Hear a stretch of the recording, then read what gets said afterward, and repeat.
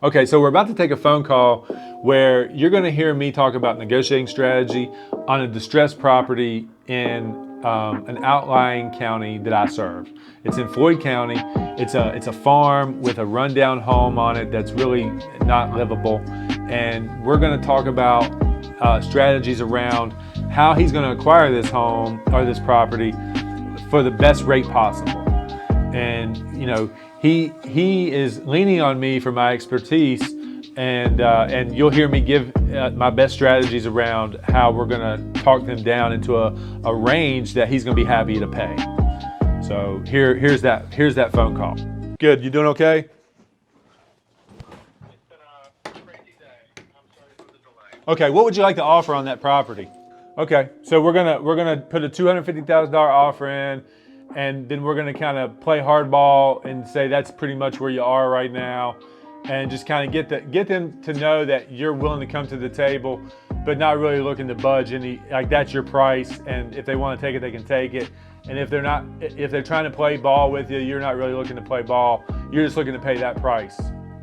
So the proper negotiating strategy. If you want to pay $250, is to probably make him a $225,000 offer. Like if you're trying to meet him at $250, then you need to make an offer lower than $250. Does that make sense? Yeah. Okay, so you are willing. This is just your first initial strategy, and you're going to be willing to play ball a little bit if they're willing to play ball with you. This isn't just your absolute number that you're going to pay. Like, I'm going to play it like that. Like, we're going to be aggressive on the when we make this offer, we're going to have a lot of stipulations on why you're making that offer. But for you to have some flex there is probably a good thing. So we'll get on that. We'll start writing this offer immediately. We'll get things ready for you. I'd say we can probably have it for your review by 6 or 7 o'clock tonight. I've got a couple other appointments, but I'm gonna get the team to start writing, and then I'm gonna review everything. Well, like I said, it depends on really what your bottom, like what your limit is on what you will pay. Like, I think 250 is actually probably a pretty fair price. They're pretty off. I mean, they're pretty off on their price, and you've got to be way off on your price in this market for things to not sell. And they've got a pretty big days on market right now, don't they? I think they've been on for a while. Yeah, so 100 days, like, back in a depressed market, 100 days is like 2 full years. In this kind of market, like, this is a moving market. So if you're on the market for 100 days, then you're extremely overpriced, in my opinion. Yeah. Sure. Yeah. There has to be some sensitivity for sure. Yeah. Some sensitivity is probably a good strategy. Sounds good. And have you worked it out with Dave on what your lending strategy is? Like, what loan product you're going to take? Are you going to take the 203K loan, or what loan are you going to go with? Yeah, but is it a FHA 203K, or like what? Okay. And that's a 20% down product?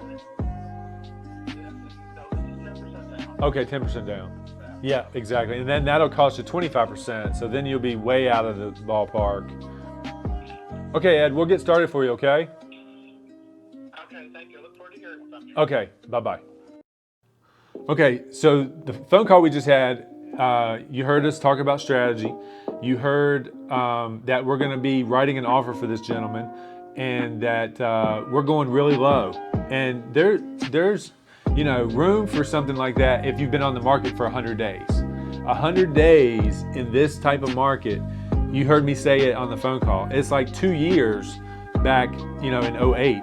Like, if you're on the market for over 100 days in this market, then clearly something's wrong. You've got something up with the listing that is being rejected, and you need to do something. You need to shake it up somehow to actually get attention to your property so you can get it sold.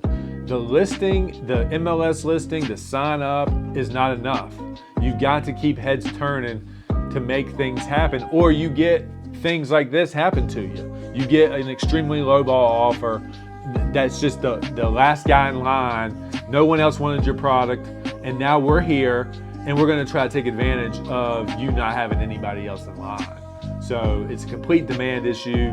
It's been totally rejected, and now he likes it just enough to come in and really just hammer him out on the price. So that's where we are, and that's what we're headed to on that particular deal.